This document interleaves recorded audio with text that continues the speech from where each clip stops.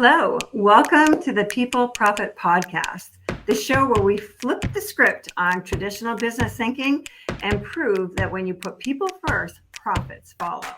I'm Sandra Coker, your guide on this journey to more engaged teams, loyal customers, and a healthier bottom line. These episodes are brought to you by Human Power Solutions, helping organizations unlock the human potential that powers performance. Whether you're a leader, an HR pro, or a curious change maker, buckle up. We're diving into fresh stories, real-world strategies, and a few laughs along the way. Ready to turn your workplace into a profit-powered people machine? Let's get started. Welcome to the People Profit Podcast. I'm Sandra Coker, and I am your host for today. Our guest this afternoon is Jenny Reyes. Jenny owns the company called Your Brand Story. She is an incredible marketing brand ambassador who started her career at Dove and has gone on to start her own company where she helps businesses with their marketing and brand awareness through so many different channels. Jenny also works with something called the Working Genius, and it's from Patrick Lencioni of the 5 Dysfunctions of a Team. And the Working Genius really helps leaders to understand how they can get their employees to be working in their genius zone, or zone of genius, as she calls it. I'm looking forward to this conversation, and I look forward to hearing your comments and your thoughts after the show. Welcome to the podcast, Jenny. I'm so excited to have you here today.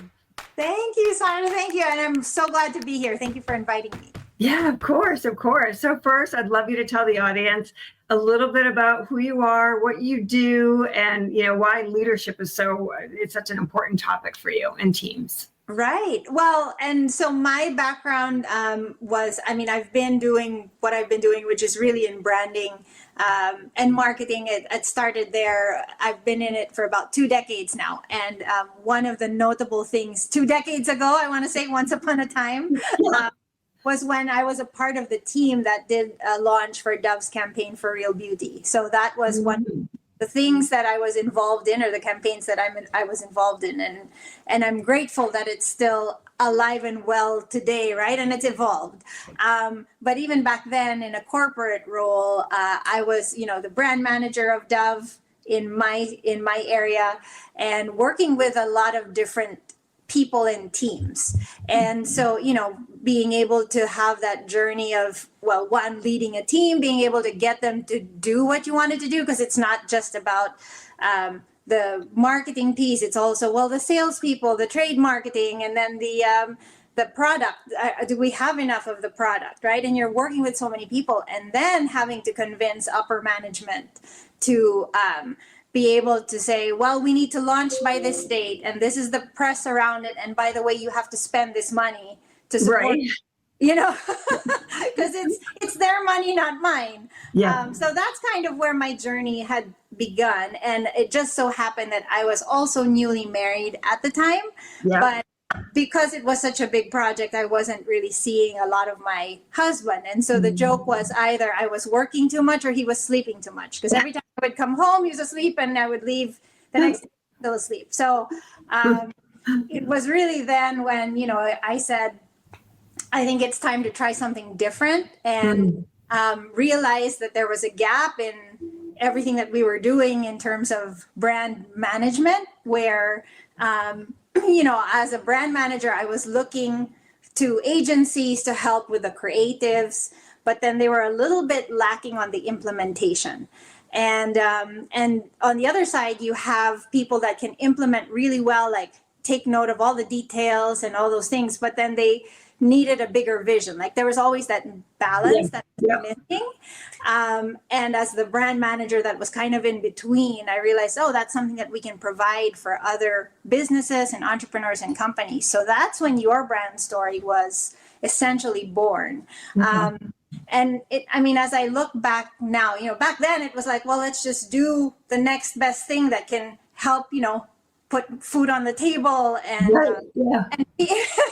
but in a way it was it was a leadership journey. Like if you look back at it, it was like, oh, I have to lead myself here. I have to be able to advocate for what it is that I'm doing, or sell my service, so to speak. And then if there was an event that we were doing, then it's who are the people that we need to partner with so that they're bought into the vision. And then, that we're able to carry this through. And this position that I somehow have put myself in, now people call me an integrator. And people call me as somebody that's a brand integrator, where I work with visionaries and entrepreneurs and small businesses to bring their brand to life. And I also work with the other side of it, where I have the people who can do the SEO and the websites and the social media. So I somehow have been a general contractor / and without, people say, well, you're the middle person, but there's a lot of, I want to say, leadership characteristics that have to come with that, because then again, you're working both ways, both channels, up, down, and sideways, right? So going back to your corporate journey, right? So you started off in corporate, you were leading a team, and then you had to kind of like manage up as well and understand what that is. Yes. And then you got to then you took on the entrepreneur role, which so many of us fall into that role, and we're like, oh, this is going to be so fun. And it can be a challenge. It is about putting food on the table in the beginning, right? Yes. How is that, having a budget, having all those things, that people underneath you, or people working with you, how did you learn how to lead yourself when you didn't have that infrastructure behind you? Yeah. To be completely honest, in the beginning, it was really a trial and error phase, right? It was like, oh, let's try this. Oh boy, that was a waste of my time and money, right?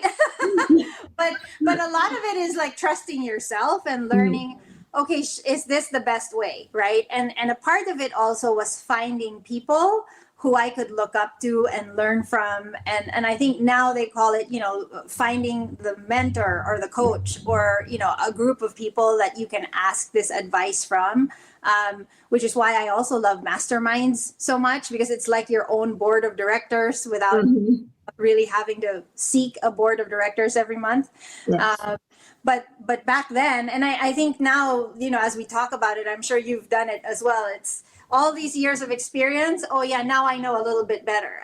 But back then it was really let me try this, or let me ask this person, and then learning to say, I think this is it, and then not following it and learning, oh, I should have listened to myself, or actually listening to myself, and then going, oh, it actually worked. Phew, let's try that again and let's do it better, But yeah, it was a lot of learning along the way.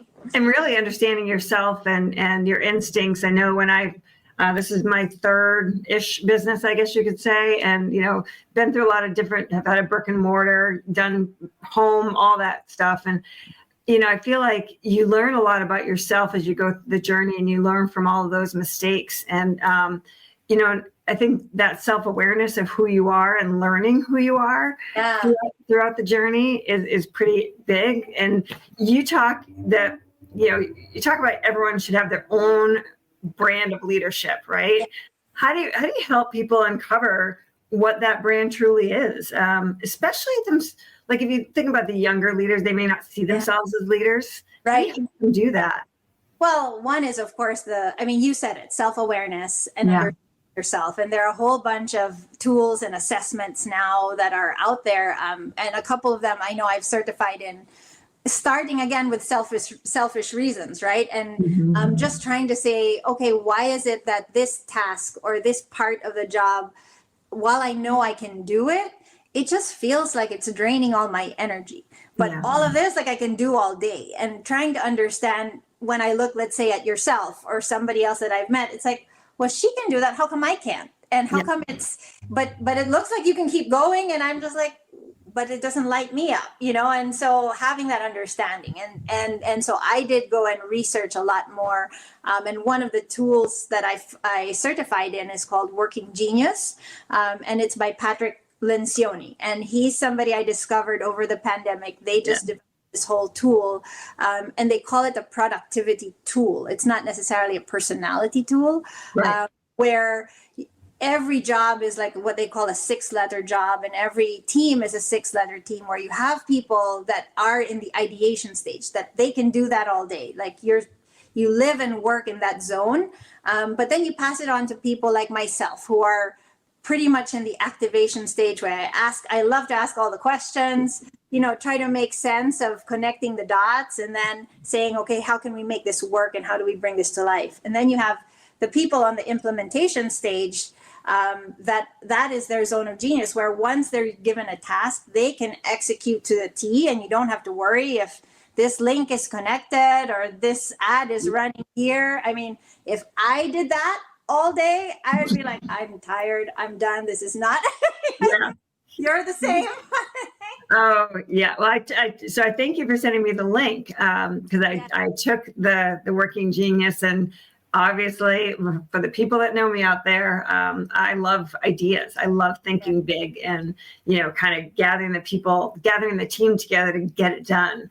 And I find that a lot of leaders will hire someone for positions and not understand, the person that applied for the job may not understand their working genius, and the leader doesn't. And there's just this disconnect, right? And I love Patrick Lencioni, 5 Dysfunctions of a Team. Yes. He's probably one of my favorites. I love how he writes, his storytelling, but the brilliance of how he thinks about bringing a group of people together to execute on an idea. Yes. The thought that your working group is your family. No, your colleagues. Your colleagues, and Absolutely. you bring strangers together. So right. Yeah. And it starts with you as a leader understanding that, right? But then also understanding, okay, I don't love this. I don't need to love it to be able to get it done. I also talk about having a team to build your dream, and we're not meant to do things alone. Mm-hmm. And so knowing that this is not something that I love to do or it lights me up, but giving it to somebody that does, and partnering with somebody that can complement you there, kind of makes it more efficient and more effective overall. And then everybody's happier. Everybody, works well together. Everybody knows their role. There's no guilt. There's no shame. Well, at least that's the goal. That's the goal. There's no guilt. There's no shame. I don't know. I'm an Irish girl. There's a lot of guilt going on with those Irish Catholics, Yeah. Yeah, that's true. Yeah. But you think about life and leadership can be pretty messy, right? Yeah. So if you're in a job that's not working for you, or you're on your own and you have to do all of the tasks, right? And then life is kind of coming at you at all these directions, right? So when you talk about embracing the messy middle, what does that look like in a real world scenario? Like, let's look at it from an entrepreneur, from someone who's in a company, to someone who's building a business with a couple of employees. Let's look at it a couple of different ways. Well, in general, everybody sees the end goal, right? It's like, oh, she's on a stage. Oh, she's grown her business 10x. Oh, he's done this. But to the journey from where you were to where you want to be, it's not a very smooth ride. And if I think of my transition out of like corporate, really big, fast-moving consumer goods industry, where I was working with 50 people all day, to then just being myself. Yeah. And what am I going to do today to make sure that this works out, right? And then, of course, I eventually had children, and we, moved states, we moved countries. All of that is not a smooth transition. Nobody really sees like the kids that wake up in the middle of the night, and the next day you have a presentation that you still need to finish. Yeah. Or the client that I was supposed to meet but couldn't because my daughter was having a little bit of a panic attack in the pandemic. And it was like, where do I go, right? Or how do I make this happen? But at the end of the day, it's, always saying to yourself, well, what are my values? And as an entrepreneur, even as a business person, it's like, what is it that I believe in and that I prescribe to? And I know that family comes first. And I say that to my clients now as well. It's like, I'm a mom first, just letting you know, the minute my kid calls, it's like, okay, you're on pause because I'm going to attend to them. And that kind of becomes like the guiding light and the North Star for anybody in an employee role, if your integrity is compromised, you start doing things. But if you're working with people that you like and that have the same values as you do, then it's so much easier to wake up and come to work all day and do your job and give the best of yourself, right? So I think that might have kind of spanned both the it did. I love how you said that, because it's like people, they don't understand the sleepless nights, the the constant, like, I have $1,000 in my bank account and that's all. I don't know where the next thousands coming from to pay the mortgage, all of those things. So when you're talking to your companies and you're helping them with their branding, because that's such a key to growing your business, right? How do you help people kind of get through the chaos of that? I mean, we go back to, I always start with the values. I just go back to, well, what's important to you, right? And what are we trying to do here?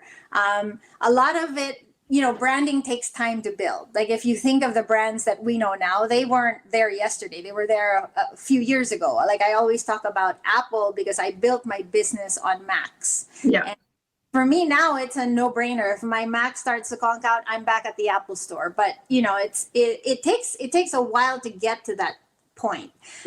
And so it's almost like, okay, having that vision, how do we get there? What are the steps? Understanding our values and what's important. And then picking one or two things that you can focus on, because you will, always building a company, building a brand, building a business, even building a team, there's an investment, a certain level of investment that you're willing to put out there. And it's holding that and making sure that you can carry it for a certain amount of time so that you can eventually see and reap the benefits later on. Yeah. So thinking about, I think, I really think about the young leaders coming up, the Gen Zers who are coming up. I'm a Gen Xer. I'm like a, buckle up buttercup, just go for it. Right. And I feel like that the Gen Z coming up, they're super compassionate and empathetic and all of that, but they don't like a lot of like disorder or chaos, right? Yeah. So how do you help them become the leaders that can make, like, how would the Working Genius help them be better leaders? Well, I guess that one of the things is understanding why. Why don't you like chaos is everywhere, and there's only so little that we can control. And another book, Sandra, if you don't mind me mentioning Mel Robbins, I've just oh my God, I love her. This whole let them theory, I was like, why wasn't it out sooner? But it's there, it's everywhere. Just getting that clarity for yourself first, and then taking that next step and being brave and bold enough to take that next step, because then the chaos won't always stay there. It's only as much as you would let it. And then surrounding yourself, I believe, with people that can support you and hold your vision. And, there's always going to be a naysayer and somebody that says, oh, somebody's done that before. That doesn't work, right? But finding those people that will say, okay, I don't understand, but I trust and I support you no matter what, is helpful. And it doesn't have to be a family member. It could be a friend. It could be a mentor, a colleague, somebody that has similar values. I always just go back to the values. And then understanding yourself, like, okay, this is where I know this lights me up. Like the Working Genius, if I just go back to it a little bit, there are six geniuses is what they call zones of genius. A W, which is your wonder, your I is your invention, D is discernment, and then G is galvanizing, and then E is enablement, and T is tenacity. And the wonder and invention, as we talked about, as the ideation stages, discernment and galvanizing are in the activation stages, and then the enablement and tenacity are in the implementation stages, right? So each person generally has we have all six, but we have two geniuses, 2 competencies, and 2 frustrations. That's pretty much the thesis of the book. Patrick Lencioni does a better job explaining it, but in a 30-second nutshell, that's where we're at. And you can be in any part of that, but the idea is for you to be able to keep on going is you want to stay in your zones of genius. And so if somebody who is in a chaotic situation finds themselves living in their frustrations, like for example, mine would probably be tenacity and wonder, which I believe you and I have similar frustrations. If all I did was wonder about what might be, what could be a good idea, if every day that's all you came to me with and you told me, you need to make sure that the links work, the spell check is good, all those things, I would probably quit after 3 days. Because if that's all I did 8 hours a day, I'd be like, what kind of a job is this? But if you put me where my zone of genius is, which is the discernment and the enablement piece, and I'm talking to people, figuring out like what's the best idea, and then seeing through, what it is that will make this work and who you could put into, which is how I operate with my own company. Then I can do it all day. And I can go one client after the other and help them, support them that way. And so I think that would be something for our new leaders as they're trying to understand themselves and then understanding the system so that they can understand who they can tap. In the team. So let's talk about that for a minute though, because, we use tools like DISC as you do as well, DISC, Working Genius, Predictive Index, whatever that is, right? And how do you ensure, this is the challenge that I think that a lot of people have, like we'll go in and say, it's not all of who you are. Like we're not labeling you as that, right?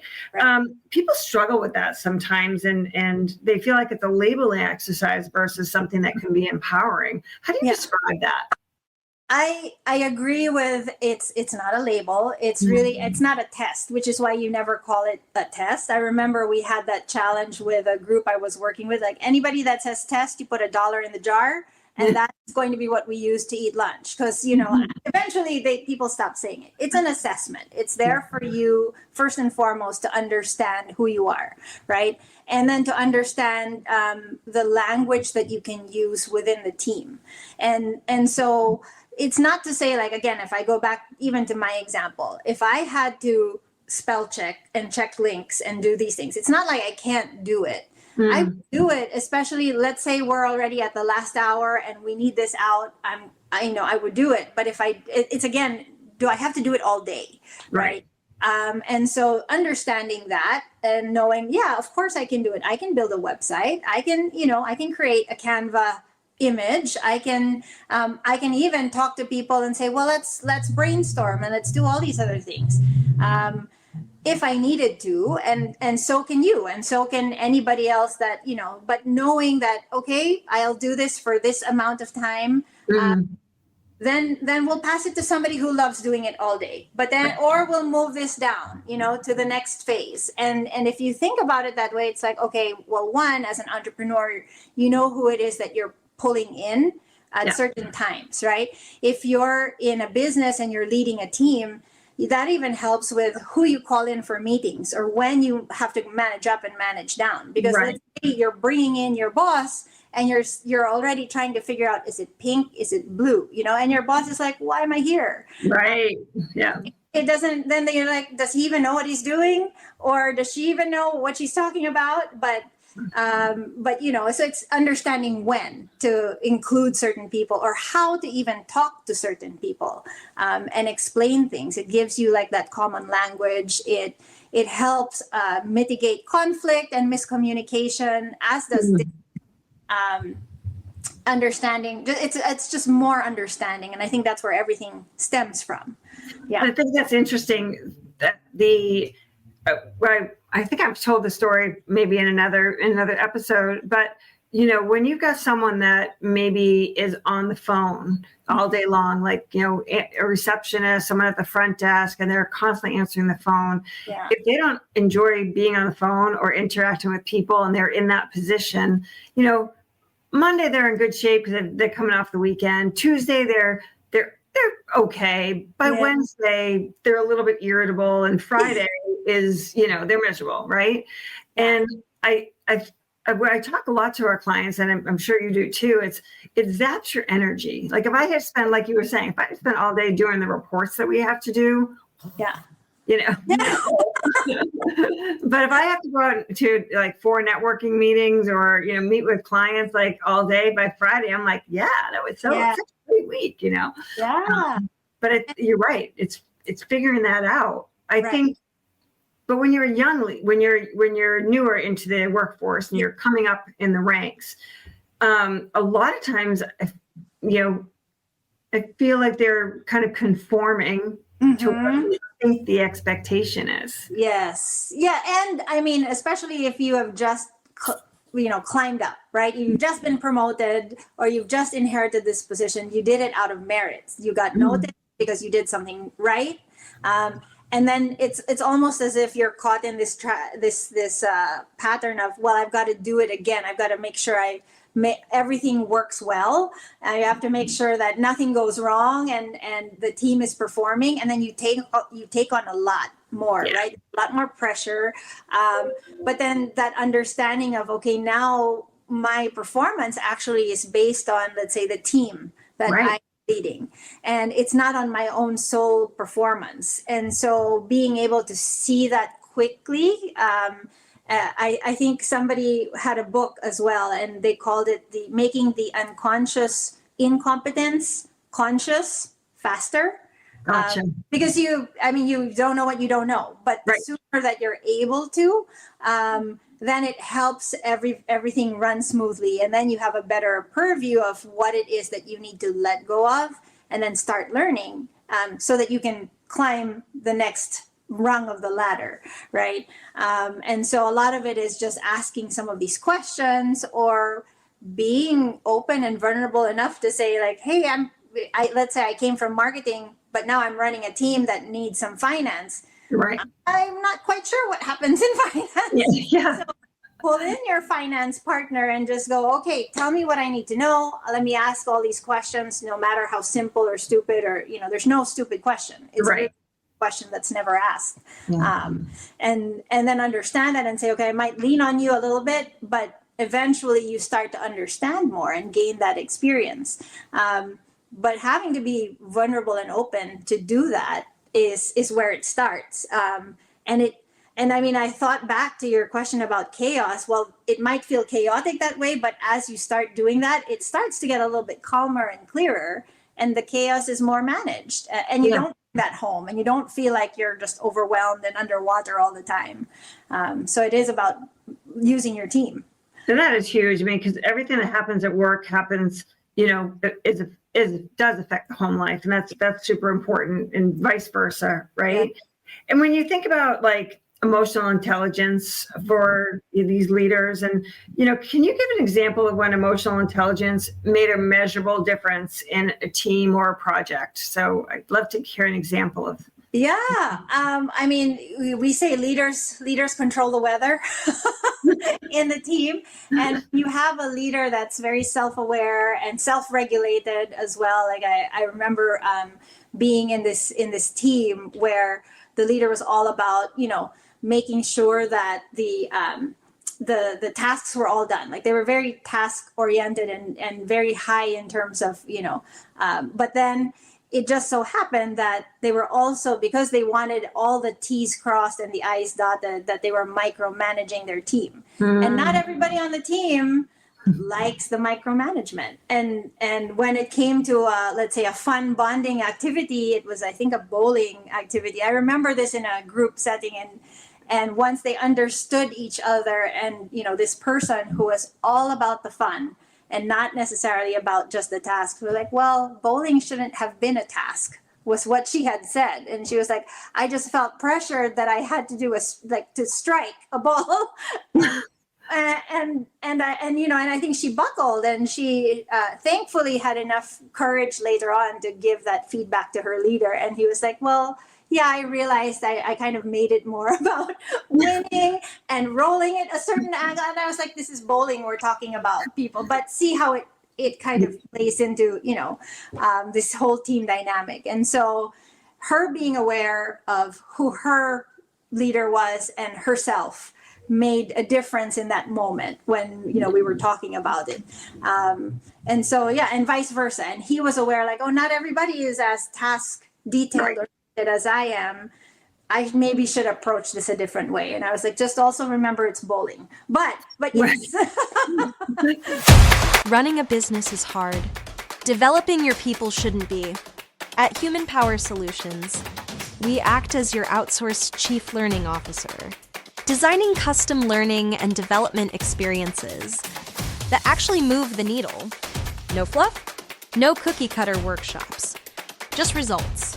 Whether your people need better communication, stronger leadership, or less burnout, we provide strategic solutions that align with your goals and keep your team moving forward. Visit hpowersolutions.com and unlock your team's full potential without disrupting operations.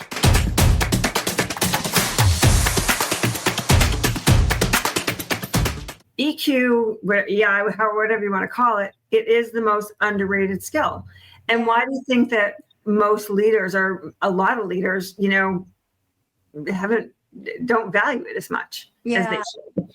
Yeah, and I feel like we as a Generation X, we grew up saying that showing your emotion is soft, right? It's not something that you can wear on your sleeve. But the newer generation of leaders, they're a little bit more open.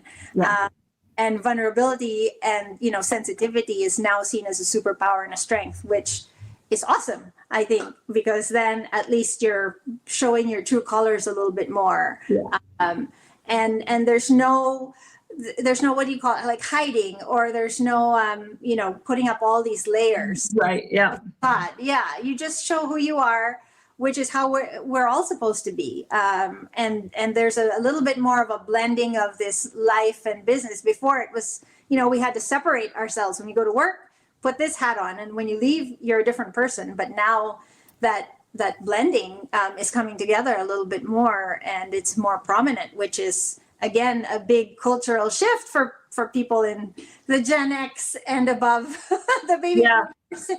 It's a tough one. I think, a lot of my high school friends, we're all still friends. We're leaders of companies or divisions or whatever. And it's just, the hardcore, just work a million hours a week, work a lot of hours a day. And, and I still do. Musemi and I, like, we're in a different time zone, and I'll text him at 10 o'clock at night. It's like, I'm like, what are you doing up? He's like, what are you doing up? And his time zone, right? But, this generation, and I have kids who are Gen Zs.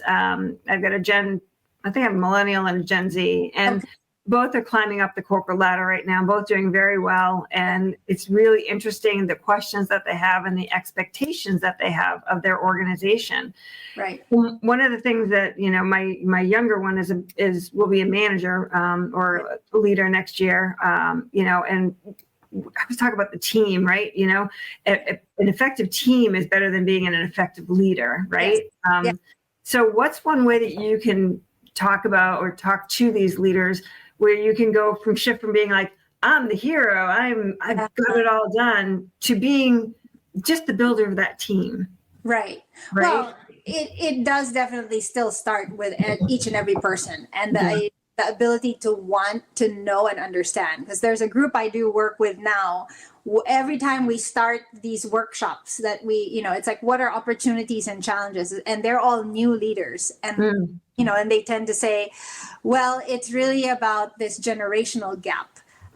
We have people on our team, and they're the leader, they're the manager of the team, that have been in the company, and they've been, they're Gen X and baby boomers. And the ones that are easier to work with are willing to learn from them, and they are willing to learn as well, right? So it's kind of that respect, which most of us are looking for. It's like, I respect your experience, I respect this. Let me share with you how it is it's done these days. And then now it's a meeting in the middle. And having those conversations and open communication, because that's where every conflict will start, is the misunderstanding, the misperception, But a clear communication will help clean all of that up. And just, being open and being able to trust. I think, when we talk about leadership, it's not necessarily the position, but the ability to build that relationship and that trust with people, knowing that you've got their back, they have yours, and that can span generational gaps as well. So hopefully that helped. Yeah. The premise of People Profit is, being able to create that culture internally so that your company will be more profitable, right? So everything that happens, your processes, your relationships, and everything that goes on within your company affects your client, your customer. That's what really grows your business is the internal structure. Yeah. And, I think about a lot of times where we're trying to, balance our personal fulfillment with our business performance, and we're working across generations. Yeah. And some of us or some people, their business performance is what drives their personal life, and others it's their personal life drives how well they do in business. And how do you help people kind of navigate through that piece? It's generally, understanding, again, going back, I mean, we can't say it enough, the values. Yeah. Right? What is it that you value? And it's okay if what you value is the business and the profit and the money. Just understand that the people that you hire, if they don't value the same thing, will probably not help drive your vision, or will not subscribe to it. And it'll be a little bit of a harder blend and mix. Somebody's going to compromise, and at the end of the day, it's like, well, what is it that we really want to do here, right? It just brings it back to those essential questions. Yeah. And just asking and having some of those hard questions and hard conversations. We were talking earlier a little bit about a person that was probably in the wrong role. Well, that's a conversation that has to happen. I mean, ideally sooner than later, because then it affects everybody's performance. It affects the whole culture of the team. And it affects the organization as a whole, because you are, building this brand from within. And it's like, what do you want to be known for? Who are the people that can help you and will agree to create this brand and this type of leadership, moving forward? Yeah. And we talk a little bit about the people learning from each other, and I'd be remiss if I didn't say technology is moving at the speed of light. Yeah. And I think that the generation, the more mature generation, people have been in these roles for a long time, have a little bit of fear of that. And so advice to being okay with talking to someone maybe that's really into it, maybe loves the technology, grew up with the technology. Yes. And kind of talking back to that generation of leaders, how do you help them to kind of like let go of your ego, go ask for some help? Right. Well, the first thing I suppose is to recognize that you do have that ego and that fear, right? Mm-hmm. And congratulations if you do, because then it's like, okay, now you can move past it. It's like, I know I'm afraid of this. And I remember saying that even to my own kid, because we talk about, putting certain things on social media and this, and I look at her and I say, well, okay, that scares me a little bit. Yeah. Be human for her. And then she says, and that's a classic example. She's like, Mom, come on, you're overreacting. It's fine. Yeah. And then it's up to me to be like, okay, let's try it. Right. Mm-hmm. And there are certain things that if you just have to be open to trying. Again, if it's out of your comfort zone, it's the only way we grow. And it's both. It goes both ways. So me being open to all of this AI and rapid technology and all that, and going, I'm a little scared. I'm a little hesitant. But okay, if you're willing to, let's try. Yeah. But also for the younger generation to be like, I know this a little bit more, and subscribing to what their fears are. It's not just what do you call it? Not acknowledging it, because they might not understand it as well. They're like, well, why are you afraid? It's what everybody's doing. Come on now, and it doesn't really acknowledge and respect that fear and that experience. So I always say it goes both ways. The empathy, right? It's the empathy both ways. Yes. And that's another skill that we could talk about all day long. or the lack thereof. And I hear myself sometimes when I'm talking, I'm like, there's no empathy coming out of your voice at all. And I recognize it later on when I go home to my husband and I'm like, I just wasn't the nicest person today. And he's like, what do you mean? But that's a good, that's again something for you because you recognize it, and that's not many people will. And that's kind of the hope of why we do what we all do, is like you start to, have more people recognize, oh, they're probably not seeing it from the lens that I'm seeing it, even if this is how I mean for it to come out, right? Yeah. And being able to come back around and say, I'm sure, like, look, I'm sorry, yesterday was a little bit of a tough day. It's happened to me when I work with somebody, and thankfully I'm a little bit also more aware, and I was like, oh, this person, this is how he communicates. Yeah. Because then the next day he comes back and he says, hey, I didn't mean to be, very harsh or this, and I didn't see it that way, but I was like, oh, because I understood, right, the things that he was coming at from. So, yeah. So I'd love to tell you. It's yeah. So you originally took this training for personal reasons. Yes. So what has been the most surprising outcome for you for that decision? I believe it's, when I first took DISC, it was really because I wanted to make sure my husband and I had better communication. Interesting. And it was because we were home a lot. He's out, working, and I have my own business. But during the pandemic, everybody was home, and we just couldn't run away from each other, right? We get along in general, but there are still those moments where it's like, did he understand what I said, or what did I say that was wrong? And I was questioning myself, right? And so, one of the surprising things that came out was that we are actually opposite. And that whole saying of opposites attract, it is true, right? Because it's something that's in you that maybe the other person doesn't have, or it complements who you are. However, the flip side of that is a lot more misunderstanding can happen. And a classic example that I like to use is, I'll come home, or he'll come home, and I'll say, hey, once upon a time, this is what happened. And because that's how I like to storytell, where I go from point A to point point 1 to point B to like all the way, before I get to the actual point. So I'm in the middle of it, and he walks in and he says, so what's your point? Right? Oh. And again, as you can imagine, like little me is just like, oh my gosh, he doesn't care. But in his mind, and we've of course worked through this now, but in his mind, it's like, I just want to hear what it is so I can just enjoy the story.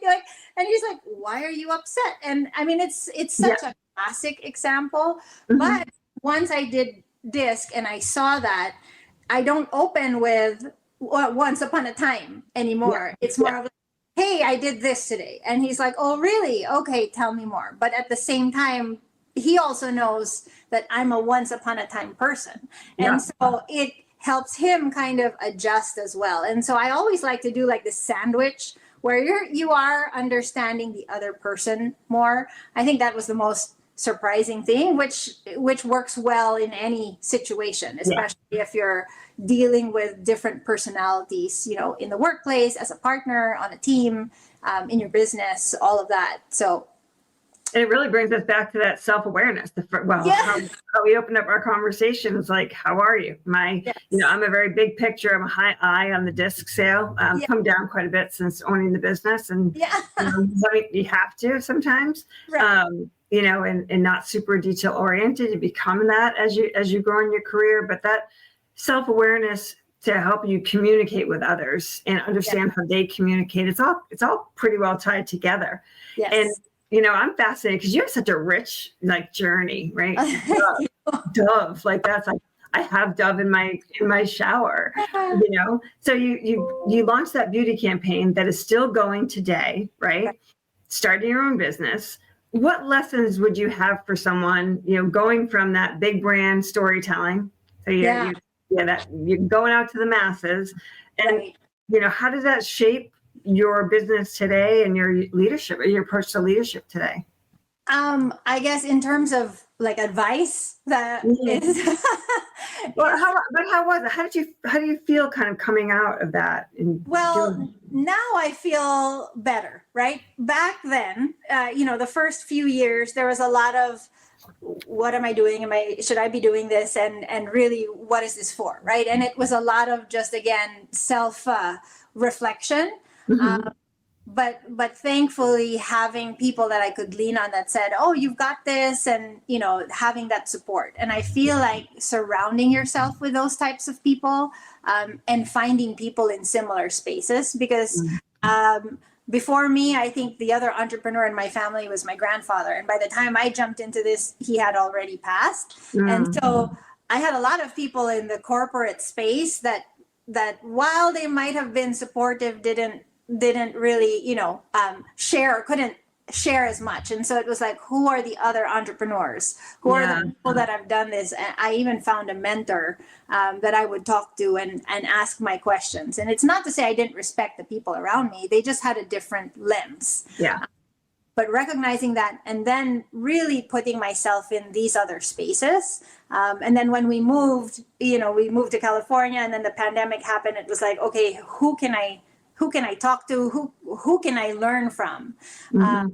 And then putting myself in these masterminds, and always just seeking something new all the time, just so that I could also grow. Like, what do I need now? And I think that's just a constant in the journey. It just might look different, but like, that's the question I ask myself almost every year, or every half year. It's like, okay, where am I now, and what do I need to take me to my next level? Because Right. then it'll change, right? As you keep growing and going and evolving, like you said. And who are the people that can help me get there quicker? Is I'm thinking about the big brand, right? Yes. And now you work with different size businesses. Yes. Yeah. What principles apply to that big brand to these different size businesses that may not be as big? I mean, one is it's like we talked about data. Like, the big Yeah. brands have enough, or the big companies have more money that you have to justify every move, right? We don't have that much in a smaller brand in terms of like extensive research. So there's a little bit of, well, what are some of the things that I know I can say I'm successful? What am I looking at? And just trying to help find that measurement that is quantifiable for you. So that's a good lesson to take. Yeah. Some of these big companies, it doesn't have to be thousands of dollars in research, but like just having those metrics so you can measure yourself against. It's not a bad thing to measure. It's just saying, did I make it? Did I not? If I did, great. What did I do right that I can repeat? And if I didn't, okay, so what did I do wrong, and what can I do differently next time? And that's really just how you want to look at it, and not really like, oh shoot, I didn't do it. Yeah. I failed. So the principles are basically the same. It's just the budgets are different, and The budgets are different. the approach is a little bit different. That's Yeah. awesome. I want to ask you a little bit about, I'm sure right now you're working with different companies. They've got hybrid teams. There's some burnout that's going on right now. Some people like have that purpose-driven work. What leadership practices do you believe are non-negotiable right now? Leadership practices that are non-negotiable. Non-negotiable. And communication. I Okay. think that is super key. Communication, open, honest communication both ways. Yeah. And I remember a discussion we had was, a feedback loop. Like, sometimes it's not about critiquing the person, but allowing this other person to, actually share what's happening. Because like you said, life and business, now they're merging a little bit more. And so you don't know, maybe this person, while somebody said was really good at work, just showed up, they were having a crappy day at home, like, a pet died or something. Right. So having that open and honest communication and setting those expectations, I feel are key. Like, here's how I expect to show up. And I remember when we first started our business and we were building, I had a business partner when we started Your Brand Story, and we were hiring people and building a team. So we were at some point a team of 7. And we said, look, this is how, we're both new moms. We trust that you will work and do the work that's needed for the client. And if you do that in 3 days or 4 days, take the 5th day off. That's not a problem. That's how we wanted to set our culture. But of course, if the work starts to pile up and we see that it's not happening, then we expect you here for 5 days a week, making sure that that's clear and then holding by it, and we would say you'd have, 10, 15 days leave, whatever it is was the norm back then, plus your birthday is a birthday leave, something like that. So being able to leaders set the weather, they also dictate the culture of how it's going to be. And we really wanted to make sure that we lived our lives and allowed our people to live their lives so that they could come to work and be happy there and do their best. So I think those are some of the non-negotiables that you would. I would agree with that. And again, the clients are the ones that win. Your clients win, and then your business booms. It's really amazing. Yeah.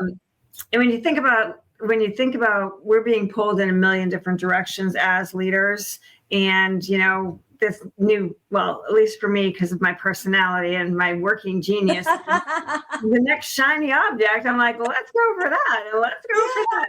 I see my producer cracking up right now because he knows that. You will always have a million good ideas, Sandra. I think that is your personality type. Yeah. So how do you help leaders kind of let's get focused and stay aligned and, aligned with their why. Right. And look at those shiny new objects and say, do I really want to grab for that? Yeah, I feel like, one, for you, it's great that you're aware that you have that, right? Oh, yeah. But you also have people that are not like that on your team. Yes. And I feel like that is the best support for somebody like a leader like yourself. Like I know that I attract certain people and certain clients who are like that. Like every day I get this phone call. I've got a new idea. Let's do this. And I always say, great, but let's focus. What if we focused on this? Because I know that my zone of genius is in discernment, and I can filter all these great ideas. And say, okay, if you did this, here are the pros and cons, or if you did this, is this what you're going for? And kind of bringing it back. So having somebody that can do that with you and for you without making you feel like, like you're not doing in your zone of genius, but that the whole idea is that it's a compliment to you. And then you have that discipline as well to say, okay, let's stick given what we have in this budget. And then it becomes your choice too. And that's what I always tell my clients. It's like, we can do these 3 things, but I think you just have to pick which one we want to start with first. And then we keep going. And I feel like that's been helpful in our relationship too, because now they know they can trust me to not just do what they say, but actually even present or reflect back and go, are you sure you want to do that? It's a great idea, but maybe not right now. And you're really consulting. You're really helping them and being their chief learning or the chief marketing officer, kind of that role. I heard a lot of really cool things today from our conversation. And I want to kind of so for leaders, regardless of where you are, it's self-awareness, emotional intelligence, and really knowing where your working genius is. Where is your zone, right? Yes. But the other thing that I really was so important to me, which is something that I've done my entire career without really even knowing it, was having a mentor or having someone that you could bounce ideas off of that isn't going to judge you. And I love that. I hope that everyone that's listening today heard that. Yes. My mentors have been always outside of my work, outside of my company. They've always been people that are not invested in where I was. So they could just focus on me. What about for you? What are some final thoughts from this conversation? I know we talked about a lot of things. What's something you might want to share with the audience? Yeah. And I feel like, learning to trust yourself. And listen internally too. It's great that to have we talked about support and having the mentor, which is awesome. They are there to provide that other outside perspective. And so I love what you said, because my mentors as well are outside of they're not invested in my business. they're just there that I can call them and talk about what's happening, and they'll provide that perspective. But at the end of the day, it's really being able to trust yourself to know and do and try. It takes some practice, because at first, it's almost like that inner wisdom that you just start to ignore because the whole world is doing it this way. But Yeah. you kind of know better sometimes. Most of the time you do. And Yeah. it's like, okay, I'm willing to make that courageous step to try it, even if it is different from what everybody else is doing, because they say that nobody has the same vision as you, and you're the only one that carries it. So, you've got to take that courageous step to make that happen. And so I think that's one thing that, we can also hopefully get people to take away, especially these new leaders. I love it. I love it. Oh, so I know that people will want to reach out to you and talk with you. Working Genius, marketing, all the things that you do with the teams. So Jenny, what's the best way that people can get in touch with you? So my email, I think you see it on your screen. That's my website, yourbrandstory.co. My Instagram, my LinkedIn, and my email are all pretty much that. It's jenny@yourbrandstory.co, as in company, not .com. Yep. Yeah. And I'm happy to talk to anybody that would love to reach out. So, but That's thank great. you. Yeah, thank you so much. And anyone out there that's listening that wants to do the Working Genius assessment, I highly, highly recommend it. It's pretty cool stuff. Yeah. Jenny, thank you so much for joining us today. You just added such a great insights for our leaders today, and I really appreciate your time. Thank you. Thank you for having me. All right, take care. That's a wrap on this episode of the People Profit Podcast. If you found a nugget of wisdom or even just a spark of inspiration, share the love, subscribe, leave us a review, and pass the episode along to a colleague who's ready to build a people-first culture. Big thanks to our sponsor, Human Power Solutions, for championing workplace where humans thrive and profits rise. Want to learn how they can energize your team? Head over to hpowersolutions.com to get started. I'm Sandra Coker, reminding you that when you invest in people, you invest in profit. See you next time.